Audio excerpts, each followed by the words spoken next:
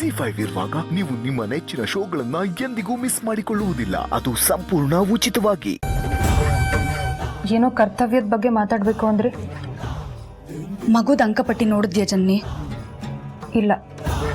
ಛೇ, ಜನನಿಗೆ ಪಾರು ಸೈನ್ ಮಾಡಿರೋ ವಿಷಯ ಹೇಳದನೆ ಮರ್ತ್ಬಿಟ್ಟಿದ್ನಲ್ಲ. ಹೇಗೂ ಈಗ ಅವಳೇ ಹೇಳಿ ಲಾಕ್ ಆಗ್ತಿದ್ದಾಳೆ. ಹೋಗ್ಲಿ, ಮಗು ತೋರ್ಸಿದ ಕಾಗದಕ್ಕೆ ಸಹಿನಾದ್ರೂ ಮಾಡ್ತೀಯಾ?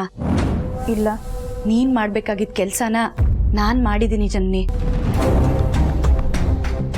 ನಿನಗೆ ಯಾಕೆ ಇದನ್ನೆಲ್ಲ ಹೇಳ್ತಾ ಇದ್ದೀನಿ ಅಂದ್ರೆ ಇದೆಲ್ಲ ನೀನ್ ಮಾಡ್ಬೇಕಾಗಿರೋ ಕೆಲ್ಸ. ಮಗುವಿನ ಗೆಲುವನ್ನ ನೋಡಿ ನೀನ್ ಸಂಭ್ರಮಿಸ್ಬೇಕು, ಅದಕ್ಕೆ ಹುರಿದುಂಬಿಸ್ಬೇಕು. ಮಕ್ಕಳು ಬಯಸೋದು ಅದನ್ನೇ. ನೀನ್ ಇಂಥ ಒಳ್ಳೆ ಕ್ಷಣಗಳನ್ನೆಲ್ಲ ಕಳ್ಕೋತಾ ಇದೀಯ ಜನನಿ. ನನಗೋಸ್ಕರ ಅಲ್ಲದೆ ಇದ್ರು ನಿನ್ ಮಗುಗೋಸ್ಕರನಾದ್ರೂ ಈ ಥರ ಎಲ್ಲ ಮಾಡಬೇಡ ಜನನಿ.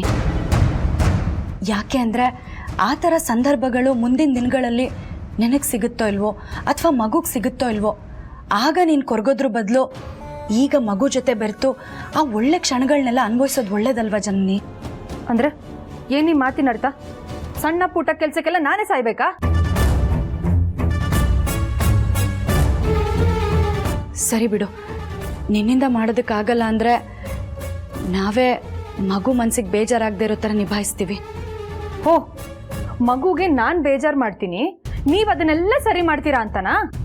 ಜನನಿ, ನಾನು ಏನೋ ಹೇಳಿದ್ರೆ ನೀನು ಏನೋ ತಪ್ಪು ತಿಳ್ಕೊತಾ ಇದೀಯಾ. ನಿಮ್ಮ ಮನ್ಸಲ್ಲಿ ಏನಿದೆ ಅಂತ ನನಗೆ ಅರ್ಥ ಆಗ್ತಿದೆ.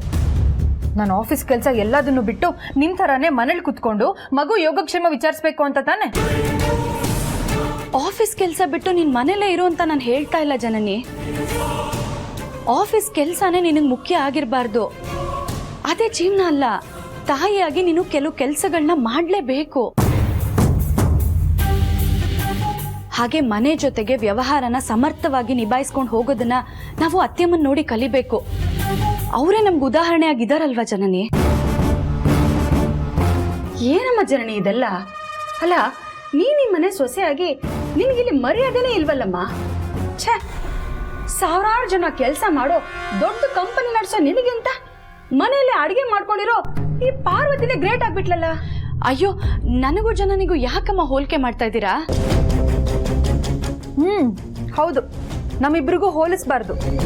ಯಾಕಂದ್ರೆ ನೀವು ಈ ಮನೆ ದೊಡ್ಡ ಸೊಸೆ, ಅತ್ತೆ ಬಿಟ್ರೆ ನಿಮ್ಮ ಅತ್ತೆ ಈ ಮನೇಲಿ ನಡಿಬೇಕು ಅನ್ನೋದೇ ತಾನೇ ನಿಮ್ಮ ಆಸೆ. ಜನನಿ, ನಾನೆಲ್ಲ ಹಾಗಂದೆ? ಪ್ಲೀಸ್, ಇದ್ರ ಬಗ್ಗೆ ಮಾತಾಡೋದು ಬೇಡ. ಹೇಗೋ ನಾವಿಬ್ರು ಮೊದಲಿನ ಥರ ಮಾತಾಡ್ಕೊಂಡಿರೋದಕ್ಕಾಗಲ್ಲ ಅನ್ಸುತ್ತೆ.